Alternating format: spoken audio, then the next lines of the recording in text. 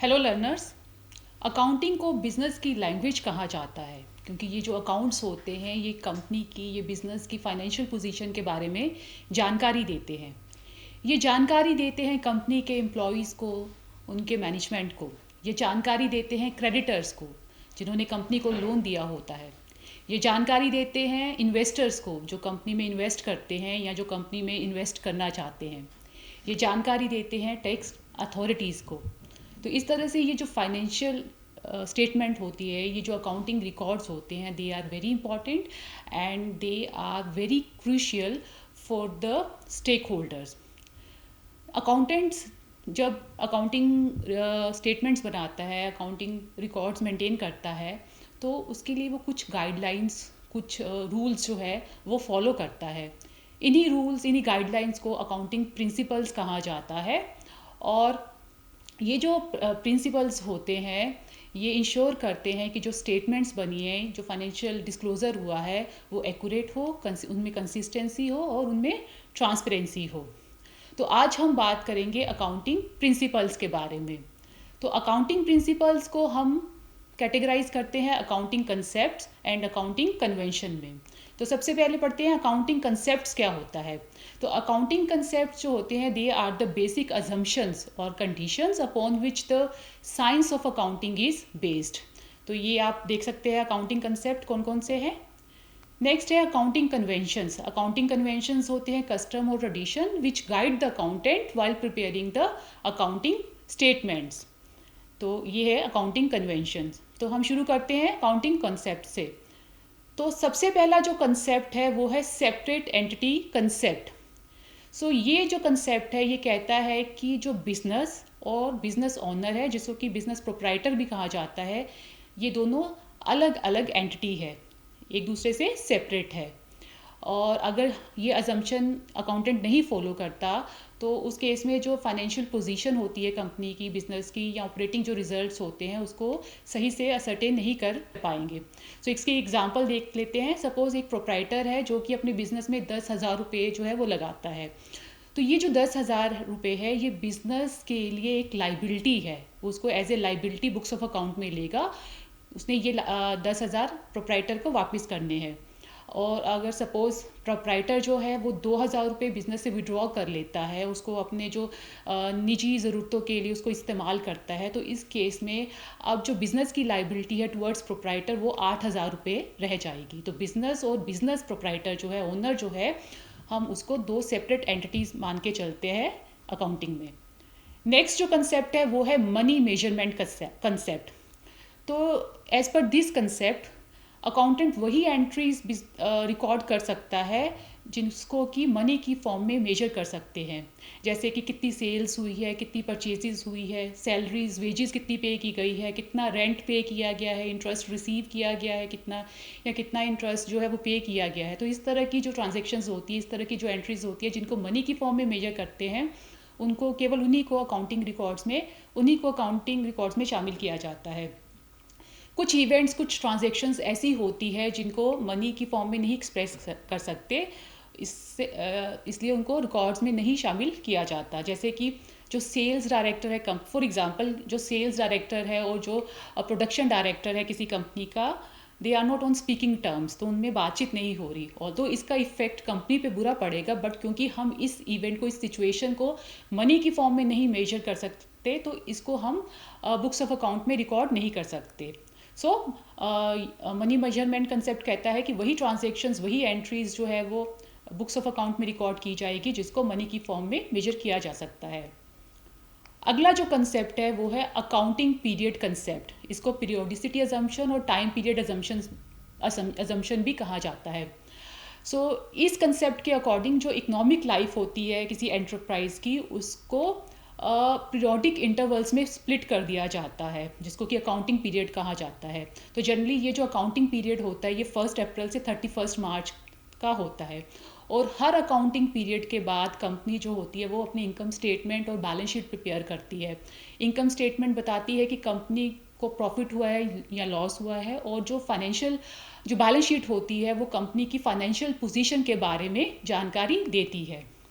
अगला कंसेप्ट है going concern concept.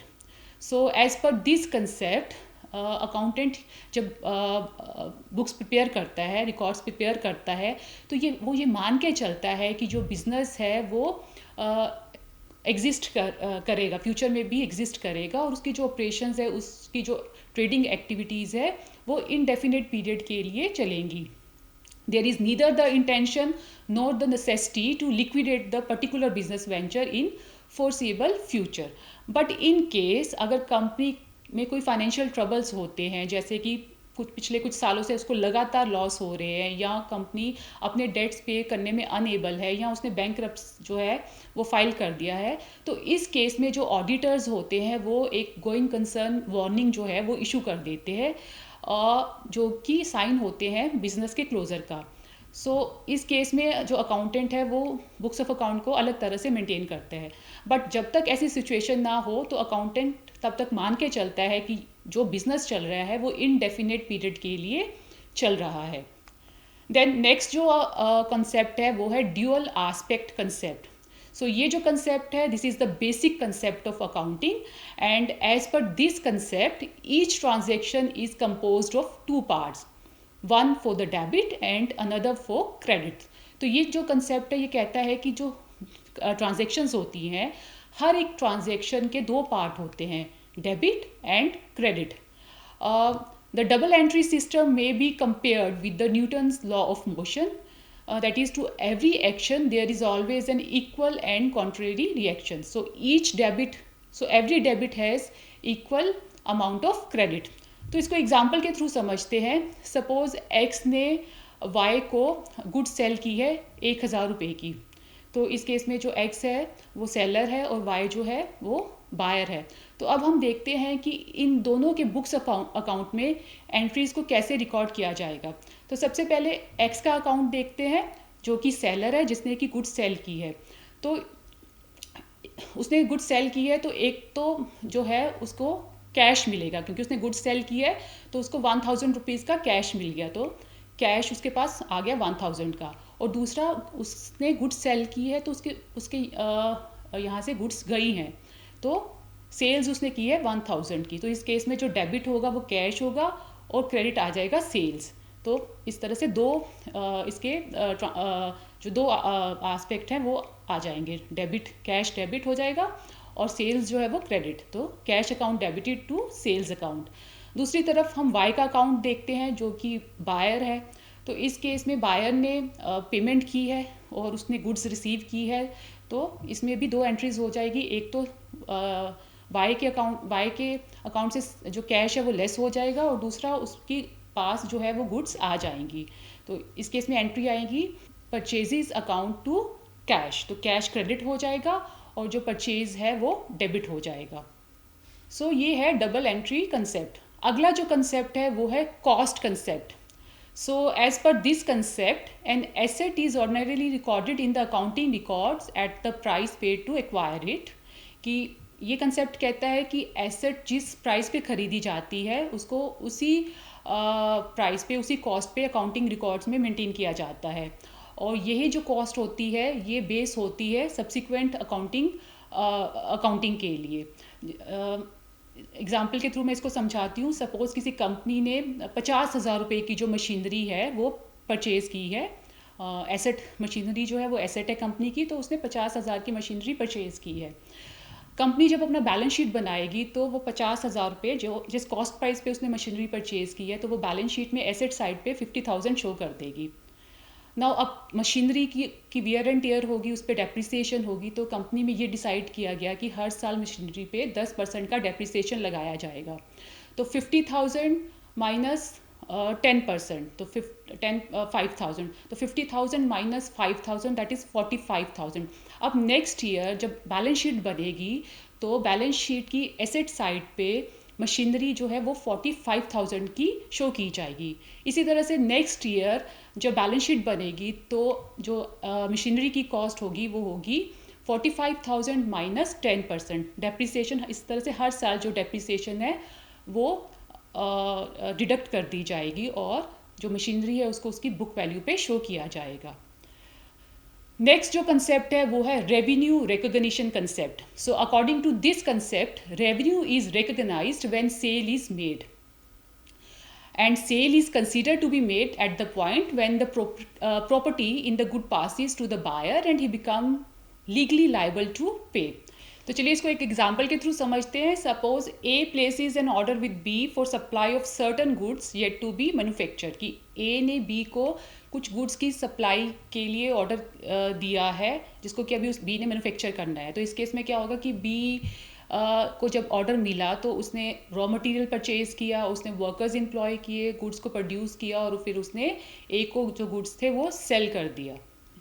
और ए ने बी को, जब उसको ए को गुड्स मिल गई, ए ने बी को पेमेंट कर दी. इस केस में जो बी है वो अपने बुक्स ऑफ अकाउंट में सेल्स की एंट्री तब करेगा जब उसने गुड्स को डिलीवर कर दिया ए को, ना कि उस टाइम पे जब उसने ऑर्डर रिसीव किया या फिर उसको पेमेंट मिली. सो जिस समय गुड्स की डिलीवरी हो जाती है उस समय अकाउंटेंट जो होता है वो सेल्स की एंट्री को रिकॉर्ड करता है. तो that is called revenue recognition concept. ये था अकाउंटिंग कंसेप्ट. नेक्स्ट है अकाउंटिंग कन्वेंशंस. अकाउंटिंग कन्वेंशंस होती हैं वो कस्टम, वो ट्रेडिशन जो कि अकाउंटेंट को जब वो अकाउंटिंग स्टेटमेंट्स प्रिपेयर करता है उस समय गाइड करती है. तो अकाउंटिंग कन्वेंशन एक एक करके हम पढ़ते हैं. सबसे पहला आता है फुल डिस्क्लोजर. सो इसका मतलब है कि जो अकाउंटेंट है जब वो फाइनेंशियल स्टेटमेंट्स बनाता है तो वो स्टेटमेंट कंपनी की जो फाइनेंशियल पोजीशन है उसको फुली कन्वे करे, कुछ भी कंसील नहीं करे.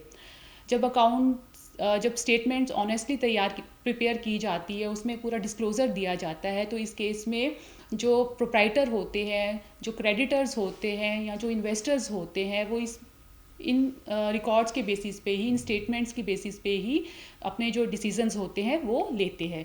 तो जो स्टेटमेंट्स है वो फुली डिस्क्लोज किए जाने ज़रूरी है. नेक्स्ट जो कन्वेंशन है वो है conservatism. So according to this convention, anticipate no profit but provide for all probable losses while recording business transaction. तो ये कन्वेंशन कहता है कि जब तक प्रॉफिट ना हो जाए तब तक उसको रिकॉर्ड नहीं करना चाहिए, बुक्स ऑफ अकाउंट्स में उसको शो नहीं करना चाहिए जब तक प्रॉफिट एक्चुअल में ना हो जाए.